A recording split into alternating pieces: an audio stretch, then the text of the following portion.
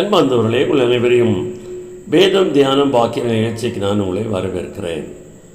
அதற்கு அவன், ஆண்டவரே நீர் யார் என்றான். அதற்கு கர்த்தர், நீ துன்பப்படுத்துகிற இயேசு நானே என்று சொல்லி அப்போஸ்தலர் 9:5 நாம் வாசிக்கிறோம்.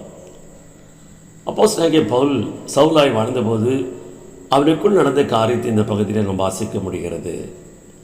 அவன் கமாலியின் பாதத்திலே வேதத்தை கற்றறிந்தவனாயிருந்தும் யூத சட்டத்திட்டங்கள் எல்லாவற்றையும் அவன் அறிந்தவனாயிருந்தும் அதன் மூலமாய் மெய்யான தேவனை அறியக்கூடாதபடிக்கு அவன் கண்கள் குருடாக இருந்தது. அவன் கண்களை பார்வையடைய செய்து பரிசுத்த ஆவியினால் அபிஷேகம் செய்தபோது அவன் மெய்யான தேவனை கண்டுகொள்கிறதுக்கு கர்த்தர் கிருபை கொடுத்தார்.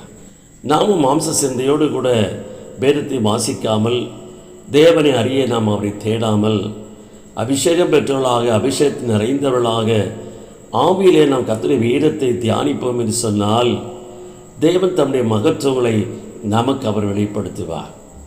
பவுல் தேவனுடைய மகத்துவத்தை அறிந்தபடியினாலே எங்கும் சென்று தேவனுடைய ராஜ்யத்தை சாபித்தான் என்று நாம் பார்க்கிறோம்.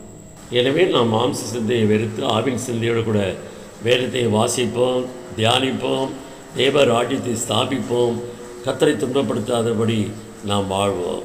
ஆமென்.